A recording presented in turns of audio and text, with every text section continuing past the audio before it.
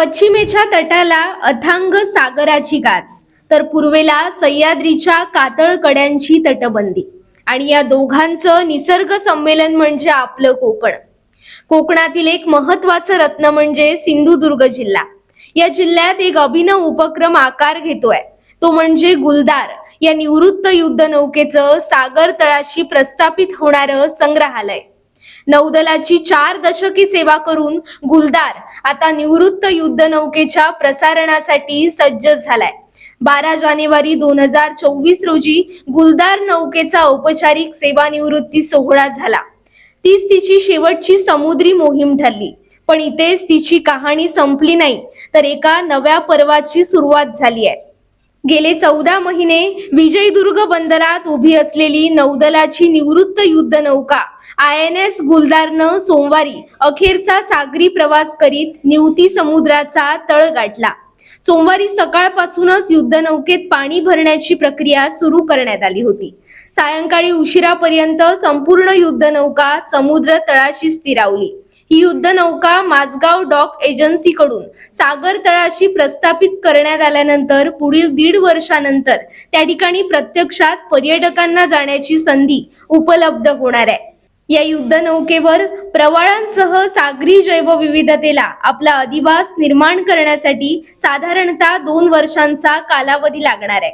याच कालावधीत माझगाव डॉक या ठिकाणी 24 प्रवासी क्षमता असलेली पाणबुडी बांधण्यात येत आहे. याच पाणबुडी आणि स्कुबा डायव्हिंगच्या सहाय्यानं पर्यटकांना एका नव्या पर्वाचा आनंद लुटता येणार आहे. एक विजन अशी आहे की स्थानिक पर्यटनाला आपल्या चालना मिळाली पाहिजे.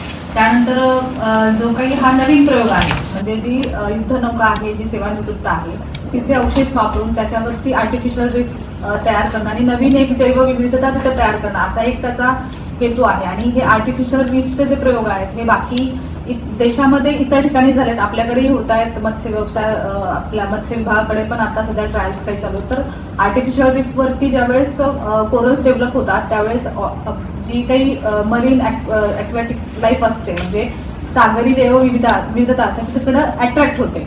त्यामुळे तिथलं जसं सर म्हटले की तिथं कॅचिंग वाढू शकतं, फिशचं तिथलं अमाऊंट वाढू शकतं. त्यामुळं नुसतं पर्यटनच नाही तर स्थानिक मच्छीमारांना देखील भविष्यामध्ये तिथे फायदा होईल अशा पद्धतीने आम्ही याकडे बघत आहोत. आणि हे पर्यटन जे आता फक्त साधारण देशात खूपच आपल्या पद्धतीने म्हणजे तारकर्ली हे खूपच एक महत्त्वाचं डेस्टिनेशन आहे, तर ते आंतरराष्ट्रीय स्तरावरती जावं, त्या दर्जाचं व्हावं. आणि हा प्रयोग इथं यशस्वी झाल्यानंतर देशातल्या इतर पर्यटनाच्या इतर राज्यांना देखील याचा एक म्हणता येईल की प्रयोग यशस्वी प्रयोग म्हणून ते बघतील, एक पायलट प्रोजेक्ट म्हणून बघतील. आणि अशा पद्धतीचं सागरी पर्यटन एक नवीन दिशा याच्यातून मिळेल आणि आपण त्याचे पाईक असणार आहोत, म्हणजे प्रथम पाईक असणार आहोत. याच्याबद्दल नक्कीच एक जिल्हा प्रशासन अधिकारी म्हणून मला अभिमान आहे. सर्वात महत्वाचं म्हणजे भारतातील हा पहिला प्रकल्प असणार असून सिंधुदुर्गसाठी ही बाब अभिमानास्पद आहे असंच म्हणावं लागेल. मनोज चव्हाण, मालवण.